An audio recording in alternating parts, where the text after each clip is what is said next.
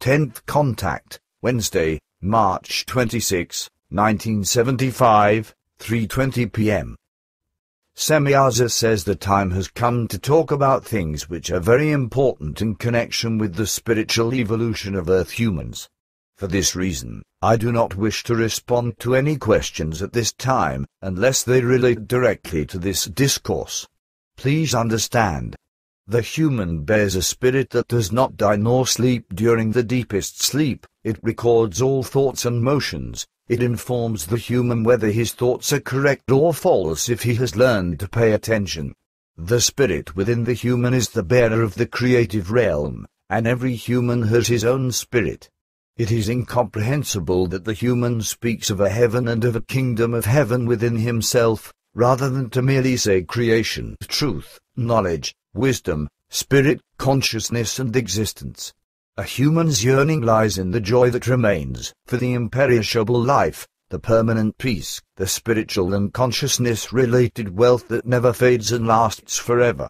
Heaven and earth will perish, but truth, knowledge, wisdom and spirit will never be change, or perish. The spirit and the consciousness are on the lookout for what is perfect, for harmony, for peace, cognition and realization, for knowledge, wisdom, truth and beauty, for love and for the true being, all of which are of absolute duration.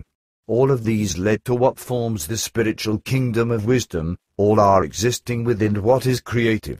All of these are here in existence, as a genius of all ingenuity, as a melody of all melodies, as ability of all abilities, as the highest creative principle, as wonder of all wonders.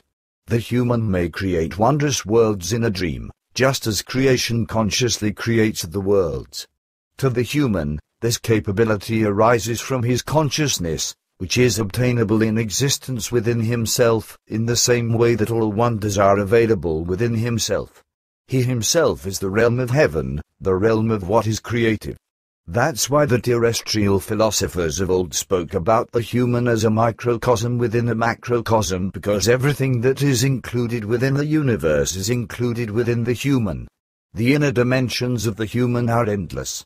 The image of creation, the spirit within him, the existence that is without dimension, it bears all dimensions within itself and, at the same time, transcends all dimensions. The spirit is the wonder of all wonders, and all power emerges from it. A wonder means using the spirit force in perfection. The human, however, places a wonder into something for which he lacks all possibilities of a logical explanation. If a human is happy, his happiness comes from within, because happiness is a self-created state, never is happiness a location. Joy comes forth from the human's inner part, created by spiritual poise. Therefore, everything comes from within.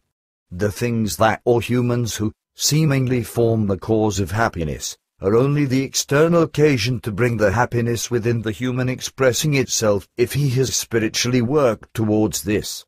But happiness is something that belongs to the inner being, and it is an inseparable characteristic of the spirit's existence. Endless happiness and endless power are included in this existence. Outwardly, the human may be old, but this is only a passing matter. 50 years ago he wasn't, and in 50 years when his body is dead he will not be, because only the body may become old and infirm.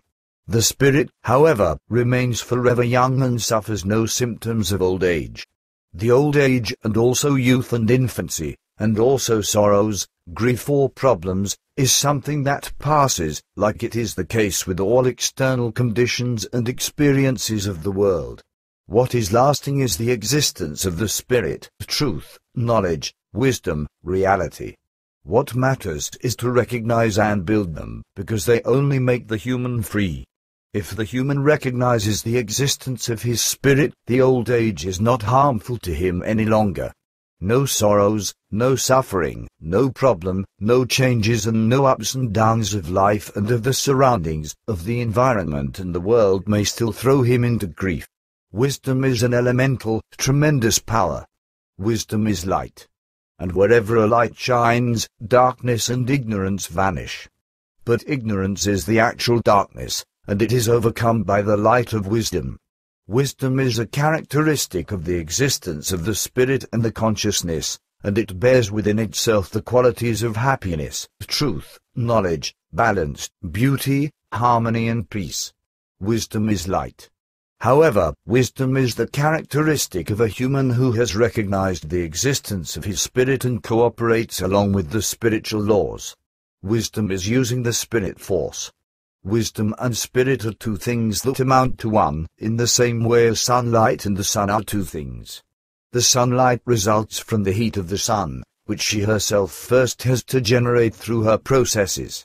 Thus, there is also an all-creating existence in the universe that, on the strength of its force, creates forces that constantly and imperturbably follow and enliven the endless eons as truth, knowledge and wisdom, and according to a given uniform guideline along certain creative laws.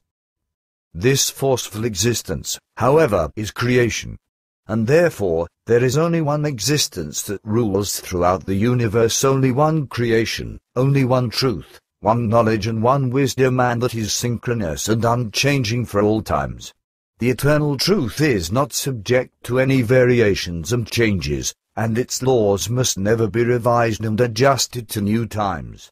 The spirit force is vital and dynamic, namely in such an amount as it embodies the wisdom within itself. It is a sign of human weakness when religions and their false teachings are presented as instruments of what is creative, and when wisdom becomes unreal through this.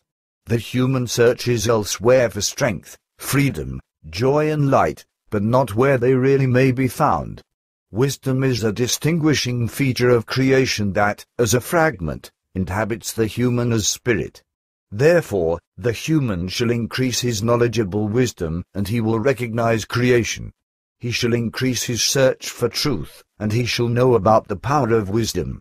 Cognition of the truth brings liberation from all restrictions. It brings boundless knowledge and wisdom. Wisdom is a powerful means to recognize the laws of creation.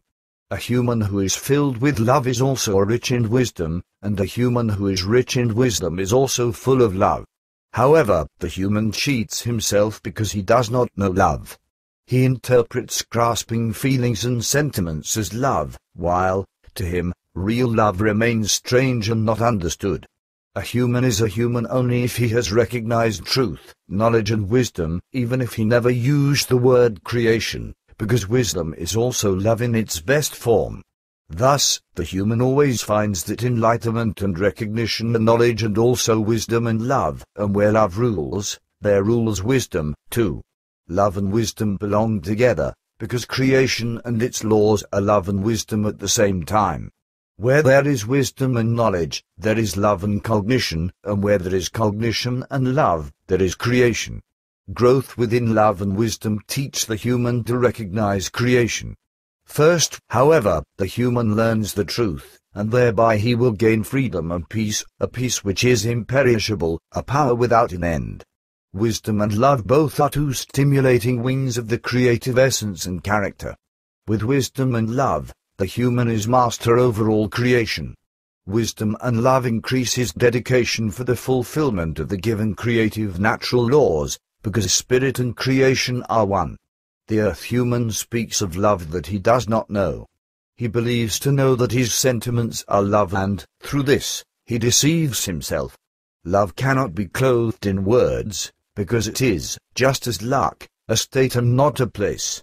Love is imperishable, and nothing is able to change it into something else. The path of the spirit force leads over cognition of truth, knowledge, wisdom and love. The sense and function of the spiritual teachings are to spread truth, knowledge, wisdom and love. If this fails, it is not a help any more but an evil cult which, through false teachings, enslaves the spirit and produces ignorance, as it is the case with the religion's false teachings. If it pursues the function of expanding the spiritual knowledge, then it is a powerful instrument of the creative order. The spiritual teachings deal with the spreading of cognition, truth, knowledge, wisdom and love, with what is eternal, immortal, and imperishable, what overcomes death and spreads light, what embodies within itself the balance of wisdom and love, and they deal with the peace that surpasses all understanding. Each human believes to know what is meant by peace in the manner that he knows it according to human experience. But to understand the wise peace of the endless existence, the spirit, the immortal creation, surpasses his human understanding. The reason for this is that he is a prisoner of religious false teachings and human material things that withhold from him an understanding for inner experience. The experience that forms the true key for true cognition and wisdom. The kingdom of the spirit holds wonders over wonders. The visible universe with which the human deals is but a tiny spot within this wonderful, endless, spiritual intelligence of creation. Countless billion universes like this are held within the endless spiritual intelligence of creation. What is visible to the human's physical eyes is but a tiny iota within endlessness. What he cannot see with his eyes is immeasurable, inconceivable and unthinkable. It is confusing and unimaginable for his unspiritual human intelligence and mental capacity. The entire universe which he sees is but one of many rooms and must be counted as myriads, because there are universes within universes, universes beyond universes, universes under universes, universes above universes and universes out of the universes within this almighty, colossal and all-creative spiritual intelligence of the creation's existence. And the human is connected with this mighty spirit, with these elemental powers of existence, creation, spiritual intelligence, because a fragment of this spirit intelligence creation dwells within, and enlivens, the human as spirit. It's the spirit's power, its joy, its peace, its freedom, its wisdom, its knowledge and its ability are unimaginable for people that are spiritually ignorant, illogical, for critics and know-it-alls, for those dependent to religions, for degenerated ones and other persons that have been led astray. And only a human who knows this truth and produces knowledge and wisdom and love from it is a blessed human.